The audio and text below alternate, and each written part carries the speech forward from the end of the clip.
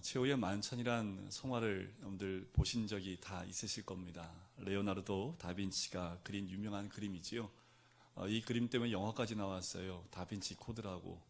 영화가 어떻게 보면 더 유명해지지 않았나 할 정도로 그 성화 때문에 그 그림 때문에 이상한 이야기까지 나왔지요. 그림이 좀 잘못됐습니다.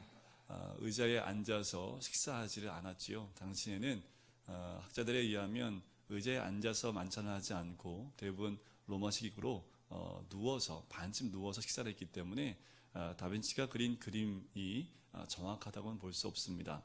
그런데 그 그림의 배경이 되는 것이 오늘 본문에 나오는 그 말씀입니다. 너희 중에 한 사람이 나를 팔리라는 그 예수님의 말씀에 제자들이 깜짝 놀라요.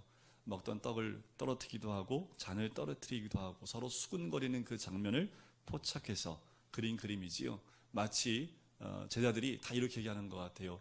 나는 아니지요 라고 말하는 그 느낌, 분위기가 있는 그 순간을 포착해서 그린 그림이 최후의 만찬입니다. 이렇게 주님이 최후의 만찬을 준비하는 모습이 오늘 본문의 말씀입니다. 6월절 예비일의 날이 저물어 가지요. 유대식 날짜로 보면 니산월 13일 오후 6시경 됩니다. 일몰 시간인데 이제 성박 베다니 마을에서 출발해서 예수님이 6월절 식사를 준비해 놓은 그 장소까지 도착하는 오늘 그때입니다. 이미 베드로와 요한을 통해서요, 아침부터 이 마지막 만찬을 할 장소를 준비하게 하시지요. 성 안에 들어가면 물 한 동이를 가지고 가는 사람이 있는데 그를 따라가서 그 집에 들어가 주인의 허락을 받고 다락방에 준비하도록 그 장소를 준비를 합니다. 최후의 만찬의 장소가 된 장소지요. 나중에 그곳이 마가 요한의 다락방이라는 것으로 우리가 알게 되지요. 이곳에 예수님의 승천 이후에 120명의 문도가 함께 모여서 기도했던, 성령이 임했던 그곳, 이곳으로 봅니다. 또 베드로가 잡혀갔다가 천사의 도움으로 감옥에서 풀려나서 그래서 찾아왔던 장소가 또한 이곳으로 우리가 같이 봅니다. 또한 이곳은 초대교회가 태동한 산실이지요. 초대교회가 처음으로 시작했던 장소, 마가 요한이 요한의 다락방, 또 오늘 이 마지막 만찬이 있는 이곳이 예수님의 그 초대교회가 시작한 바로 그 장소입니다. 말씀을 준비하면서 우리 가정이 다 이 마가 요한의 다락방이 되었으면 좋겠습니다. 각자의 집에 다락방이 있으신지 모르겠지만 그 가정마다 이렇게 하나님의 교회가 태동될 수 있는 그 초대교회가 그리고 만찬이 있는 그 장소가 우리 가정이 되었으면 좋겠습니다. 자, 그 장소에서 예수님과 제자들이 6월절 식사를 시작을 하시지요. 자, 오늘 본문의 17절과 18절에 생략되어 있는 부분이 있어요. 그게 뭐냐 하면 예수님이 제자들의 발을 씻기는 장면이 요한복음에 나오지요. 그것이 17절과 18절 사이에 생략되어 있는 부분인데 발을 씻겨주시면서 서로 섬김의 본을 보여주셨던 예수님의 모습이 나옵니다. 그 발을 씻기고 난 다음에 우리 주님께서 얼굴에 깊은 근심이 쌓이면서 이런 말씀하시지요. 너희들 중에 하나가 나를 팔리라 라고 말씀을 합니다. 이 말씀을 듣고 많은 제자들이 놀래요. 한 명만 안 놀랐겠지요. 누굴까요? 가룟 유다였을 겁니다. 예수님께서 자신을 두고 말씀하는 것인지를 분명히 알았을 겁니다. 마지막까지 예수님께서는 그 배신자가 누군지 제자들에게 알려주지 않습니다. 그것은 유다에게 죄를 돌이킬 기회를 주기 위해서라는 거지요. 심지어 주님은 자기를 팔아넘길 그 유다의 발을 씻기까지 하십니다. 어떤 마음이셨을까요? 끝까지 사랑하기 위해서, 끝까지 자기 사람을 놓치기 원치 않는 우리 예수님의 사랑이었습니다. 만약에 제자들이 가룟 유다가 배신할 것을 알았다면 베드로가 어떻게 했을까요? 가룟 유다를 겟세마네 동산에서 어떻게 하는지 아시죠? 칼 빼가지고 휘둘렀던 사람이 베드로인데 가룟 유다 아마 뼈도 못 추렸을 겁니다. 그런데 우리 주님이 전혀 이 가룟 유다에 대한 언급을 하지 않는다라는 거지요. 제자들 중에 어느 누구도 자신을 배반자라고 생각하는 사람은 아무도 없었습니다. 왜요? 어떻게 할 수 있습니까? 다들 뭐라고 질문해요? 나는 아니지요. 여러분들 다 한번 얘기해 보세요. 나는 아니지요. 다 우린 아닐 겁니다. 그죠? 이렇게 제자들이 나는 아니지요 라고 말하는 이유가 뭘까요? 예수님한테 듣고 싶은 거예요. 너 아니야. 너는 아니야. 너 아니야. 다 이 말씀을 듣고 싶어서 나는 아니지요 라고 질문을 하는 거지요. 제자들이 이 마지막 만찬이 있기까지 뭐 가지고 싸운지 아시지요? 네가 크네, 내가 크네, 내가 첫째네, 네가 첫째네. 이 큰 거 가지고 싸웠던 사람들이 이 제자들인데 지금 이 순간은 뭐 때문에 서로 토론하고 있어요. 논쟁하고 있습니까? 내가 배신자가 아니야. 나는 그럴 사람 아니야. 하면서 배신자가 아님을 서로 이야기하면서 토론하고 있는 그 상황이지요. 설상가상으로 예수님께서는 배신자가 자신과 함께 식사까지도 했다고 말씀하고 있습니다. 당시에 동방에서는요, 식사를 같이 하는 관계는요, 신뢰 관계가 있을 때, 그리고 서로 우정이 있을 때 이 식탁의 교제를 나눕니다. 그러니까 지금 이 식탁의 교제 가운데 서로와 우정과 어떤 신뢰 관계가 있는데 그 가운데 예수님이 뭐라고 말씀하시는 거예요? 그들 가운데 배신자가 있다라고 말씀을 하시는 거지요. 이 말씀은 이미 구약 말씀에 예언을 해놓은 말씀입니다. 우리 주님이 이 말씀을 성취하고 계시는 거지요. 가룟 유다는 지금 어디에 앉아 있냐 하면 예수님의 왼쪽에 앉아 있습니다. 오른쪽에 누가 앉아 있냐 하면 요한복음에 보니까 사도 요한이 앉아 있어요. 오늘 주인공인 예수님의 왼쪽과 오른쪽에 앉아 있다는 것은 무엇을 의미하냐면 당시에 유대 법상 보면 주인공의 왼쪽과 오른쪽은 주인공이 가장 신뢰하고 믿을 만한 사람을 왼쪽과 오른쪽에 둡니다. 우리 주님 마음은 어땠을까요? 자리를 배치하는 그 순간부터 가룟 유다가 마음이 흔들기를 원했고 그 마음이 돌이키기를 원했던 마음이 있던 거지요. 거기를 더 지나서 우리 예수님이 어떻게 합니까? 떡을 떼다가 그 가룟 유다에게 주십니다. 이것은 어떤 의미냐면 특별히 신뢰하는 그 사람에게 그 주인공이 떡을 주는 특별한 행동 중에 하나입니다. 여러분들 성경에 보면 제자들이 멍청한 거 아니잖아요. 예수님이 떡을 떼는 주는 자가 그니라. 그러면 누가 배신할 거 알아요, 몰라요? 우리가 저는 읽을 때마다 이게 바보 아니야? 예수님이 분명 떡을 주는 자가 배신자라고 얘기했는데 왜 그걸 몰랐을까? 근데 그때 이 문화상 어떤 거냐면 떡을 떼주는 그 사람은 친절한 행동 그리고 주인공이 가장 신뢰한다는 그 의미로 떡을 주었기 때문에 이 제자들은 이 떡 주는 것이 진짜 그런 의미인지를 전혀 알지 못했다라는 거지요. 근데 유다는 떡을 받고 난 다음에 어떻게 했을까요? 요한복음에 보니까 사단이 그의 마음에 쑥 들어갑니다. 예수님이 그렇게 했던 돌이키기 원했던 모든 것 가운데 가룟 유다는 마음을 돌이키지 않아요. 결국 다락방을 떠나버리지요. 언제 제자들이 이 가룟 유다가 배신자라는 걸 압니까? 겟세마네 동산에 가서 압니다. 그가 예수님께 와서 입맞추고 또 많은 병사들이 와서 예수님을 잡아갈 때 그때 가룟 유다를 보고 그가 진짜 배신자였구나라는 것을 그때 알았다라는 거지요. 우리 예수님은 가룟 유다가 떠나고 난 다음에 이제 저번 주에 우리가 했던 성만찬의 그 의식을 제정을 하십니다. 최후의 만찬이라고 보통 얘기를 하지요. 자, 이 만찬을 할 때는요, 유대인들이 의식이 있는데요, 만찬 가운데 특별한 형식이 있습니다. 그 형식 가운데 총 4부분으로 나눠지는데요, 이 만찬을 인도할 때는 항상 사회자가 있습니다. 그리고 포도주 잔을 들고 일어나서요, 만찬의 의미를 하나하나 설명을 해주기 시작을 합니다. 그래서 이 4부분을 나눌 때에 포도주를 4잔을 마시게 됩니다. 그 4잔의 의미가 뭐냐 하면 4개의 약속을 의미하는데 출애굽기 6장 6절과 7절 말씀해 보면 4가지 약속이 나와요.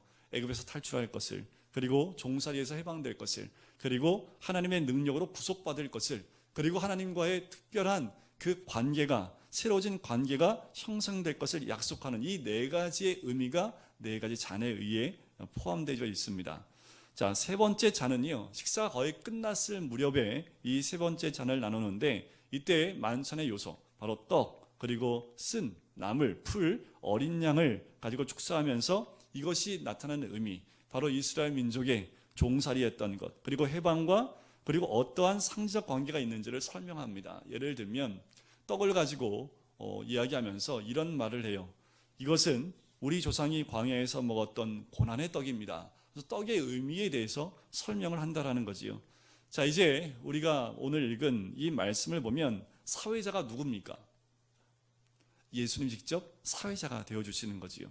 그리고 오늘 본문은 이 세 번째 잔을 드는 거예요. 자, 총 네 잔의 잔이 있는데 그 중에 세 번째 잔을 들었을 때 그 상황을 기록하는 것이 22절부터 25절에 나와 있는 예수님의 말씀입니다. 예수님은 만찬의 요소를 축사할 때 예로부터 내려오는 이런 사회자의 대본에 따라서 말씀을 하지 않으셔요. 전혀 다른 해석을 하시고 다른 설명을 하는 거지요. 제자들이 이 말을 들으면서 좀 당혹스럽지 않았을까라는 생각이 들어요. 이제까지 했던 이 유월절 만찬하고 좀 다른 이야기를 하고 계시기 때문에 그렇지요. 떡을 보여주시면서 말씀하십니다. 뭐라고 말씀하십니까? 22절에 보니까 이것은 내 몸이니라. 자, 주님 말씀하신 이것은 내 몸이니라. 떡을 주면서 이 떡을 보여주면서 받아 먹으라. 이것은 내 몸이니라. 이 말씀은 무엇을 의미하는 걸까요? 이런 의미입니다. 이것은 내 고난의 떡이라는 거지요. 이제까지의 떡은 어떤 의미였습니까? 이스라엘 민족이 광야를 통과하면서 걸었던 그 고난의 떡이었다면 이 떡은 내 몸이니 바로 내 고난의 떡이다. 이제 마지막 출애굽을 이끌 것이다. 이제 마지막 종살이에서, 죄의 종살이에서 내가 너희를 구원해낼 것이다 라는 그 의미가 기록되어져 있는 거지요. 자, 25절 끝에 보면 이런 말씀이 있습니다. 모모 날까지, 마시는 날까지 다시는 마시지 아니하리라. 자, 이 말씀은요 맹세를 의미하는데, 예를 들면요 사도행전 23장에 보면 사도 바울을 죽이기 전까지는 먹지도 마시지도 않겠다는 40명이 있었습니다. 그 말은 뭐냐면요, 죽는 그날까지 이 맹세를 꼭 지키겠다라는 그 말씀입니다. 그 고백이고 그 맹세인 거지요. 자, 오늘 이 말씀을 우리에게 하시는 이 말씀 뭐냐면 이 맹세를 친히 계약서에서 사인해 주시겠다라는 겁니다. 무엇으로요? 바로 예수님이 이 잔을 들고 하셨던 그 말씀이지요. 22절, 24절에 보니까 예수님이 이 말씀을 하십니다. 많은 사람을 위하여 흘리는 피, 나의 피, 곧 언약의 피니라.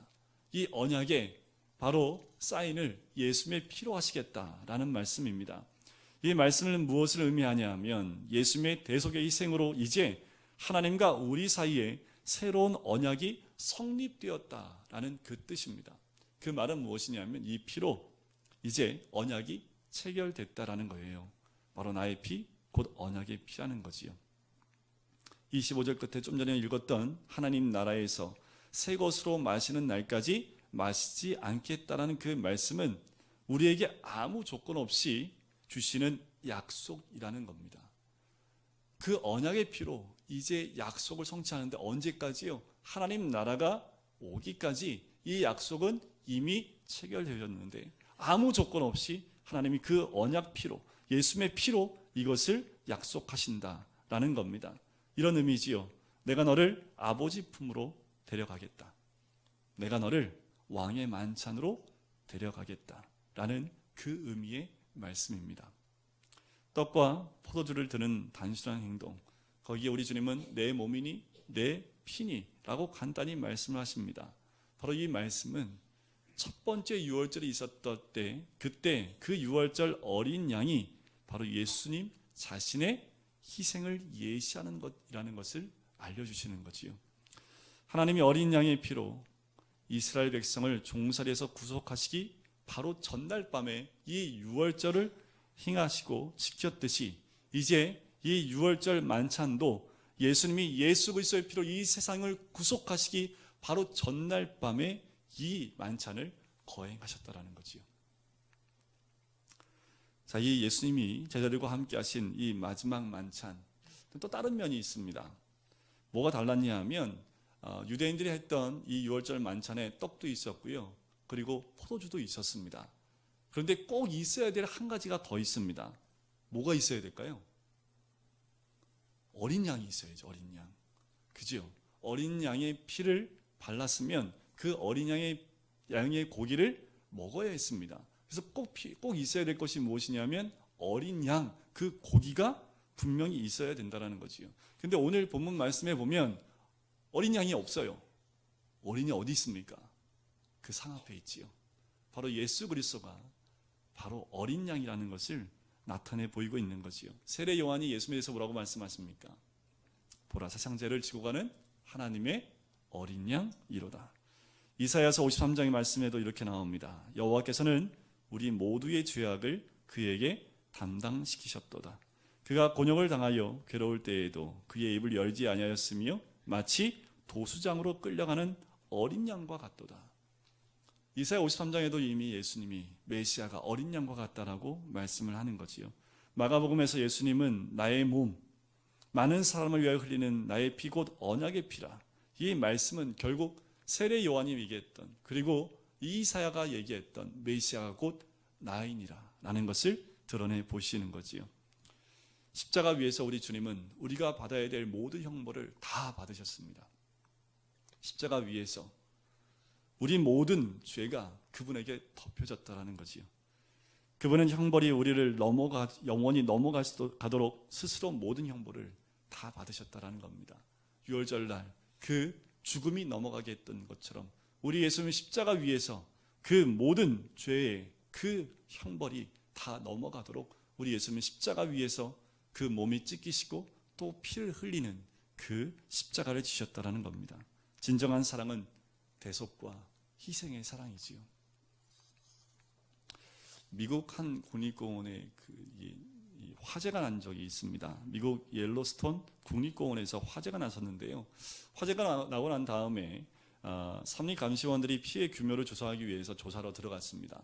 그런데 어느 한 나무 밑동에 재를 뒤집어 쓴 돌처럼 딱딱하게 굳은 새 한 마리를 발견해요.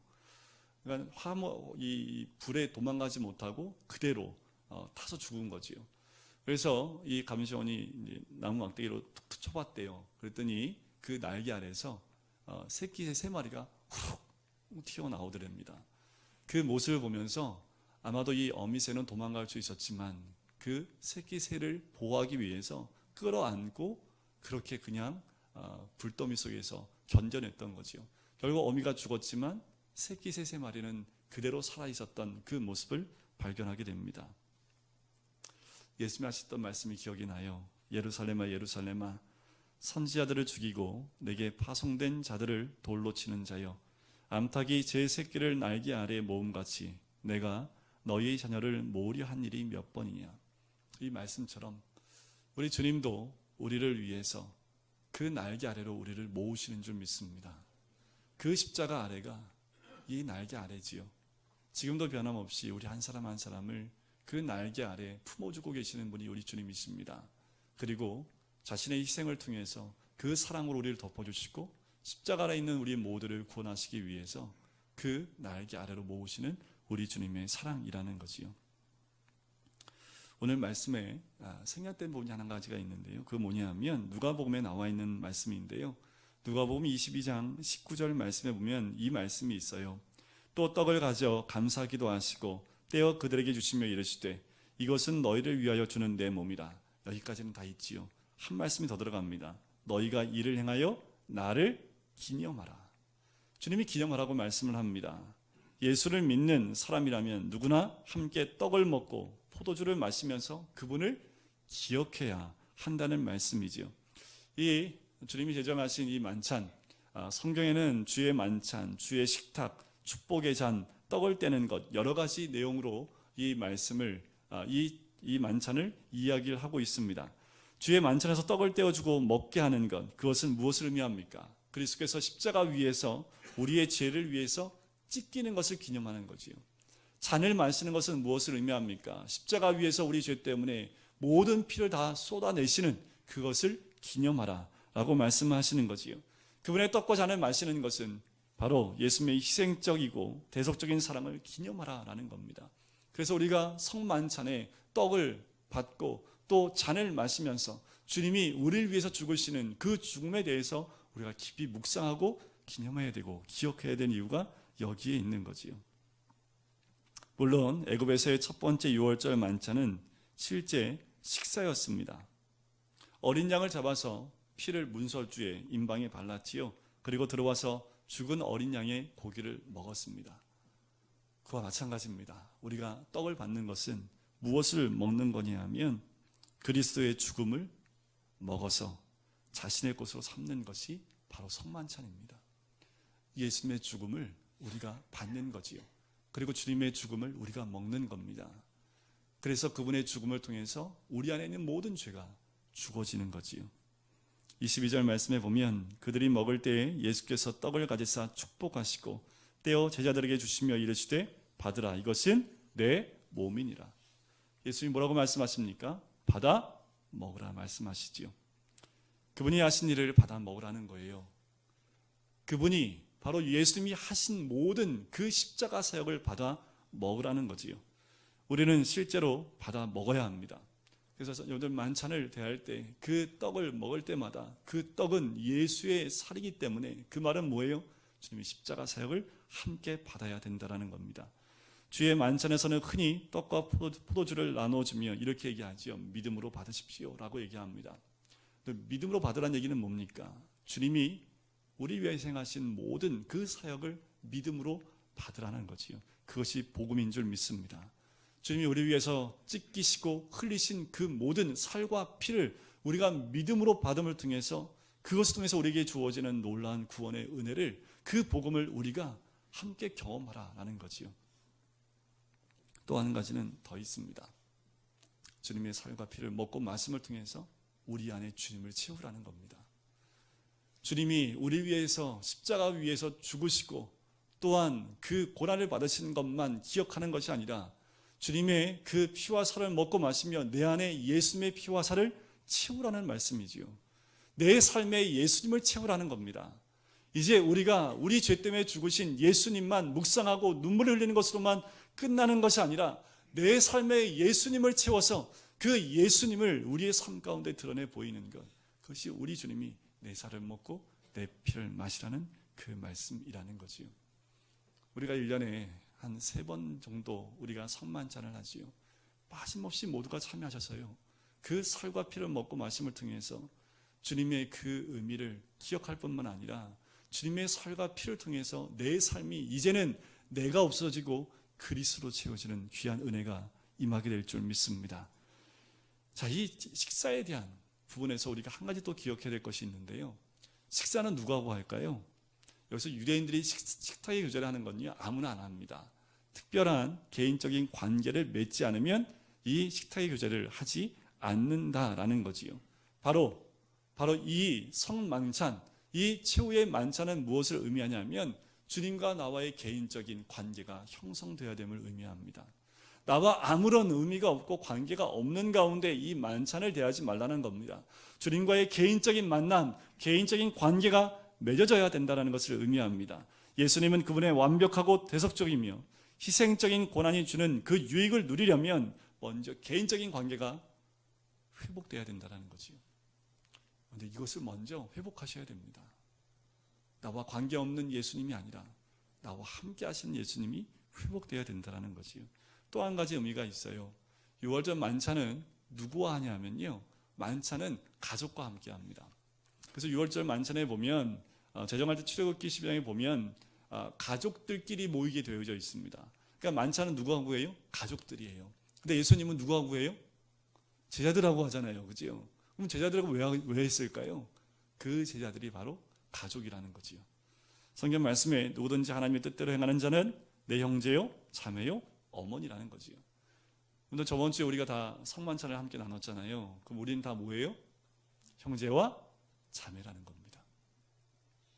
이 식탁의 주제, 바로 만찬을 함께 대하는 우리 모두는 주님 안에서 형제와 자매로 결속이 되어져 있다라는 그 의미입니다. 마지막 굉장히 중요한 마지막 한 가지 의미가 있습니다. 그것은 무엇을 의미하냐면 주의 만찬은 예수님과 함께할 미래를 미리 맛보는 자리라는 거지요. 자, 25절 마지막 부분에 보면 다시 한번 제가 읽어드릴게요. 내가 포도나무에서 난 것을 하나님 나라에서 새 곳으로 마시는 날까지 다시 마시지 아니하리라. 주님 마지막 만찬을 준비해 놓으셨는데 이게 언제 다시 바로 하나님 나라에 들어갈 때, 하나님 나라에서 새 곳으로 마시는 날까지 다시 마시지 않겠다. 그 말은 무엇을 의미합니까? 이 만찬은 그림자입니다. 언제 완성이 돼요? 예수님의 재림의 마지막 그 순간에 하늘에서 혼인잔치가 벌어지고 큰 잔치 가운데 주님과 함께 나누는 그 만찬, 그것이 완성된 하나님의 만찬입니다. 주님의 만찬이지요. 지금 우리가 나누는 성만찬은 그 마지막 만찬의 그림자와 같은 역할이라는 겁니다. 우리가 이 만찬을 대하면서 무엇을 대망해야 되냐면 마지막 그때의 주님과 함께 나눌 그 마지막 만찬, 그 성대한 어린 양 혼인잔치에서 함께 누릴 그 만찬을 우리가 소망하고 기대하고 믿어야 된다는 것을 의미한다는 것이요. 그런데 화분에 씨앗을 한번 심어 보셨어요?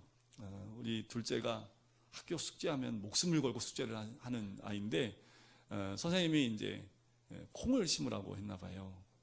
콩을 이제 심었어요. 근데 콩이 다 썩어서 죽었더라고요. 이유를 모르겠어요. 그래서 콩을 더 사다가 콩을 또 심었습니다. 여러 가지 심었어요. 그래서 이제 양지 바른 곳에 물을 주고 했더니 이제 싹이 나기 시작을 하더라고요. 여러분들 씨를 심고 난 다음에 흙암 가운데 넣어놓으면 싹이 나올까요? 안 나올까요? 안 나오지요. 빛을 받아야 되고요. 적당한 수분을 줘야지 그 씨가 발화를 합니다. 성경 말씀에 우리는 다 이 인간뿐만 아니라 모든 식물, 나무, 바위까지 모든 것이 잠자고 있다라는 표현을 합니다. 왜 그럴까요? 마지막 날 우리 주님의 빛이 우리를 가운데 임재할 때에 우리 안에 있는 모든 것이 다 깨어나게 될 줄 믿습니다.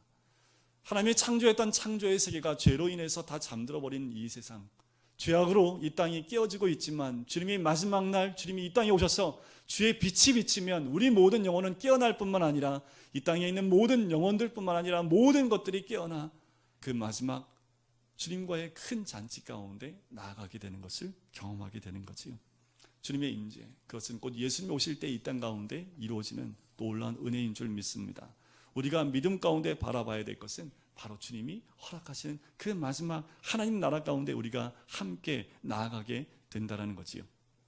주의 만찬은 바로 아주 작지만 매우 실질적인 맛보기와 같은 거지요.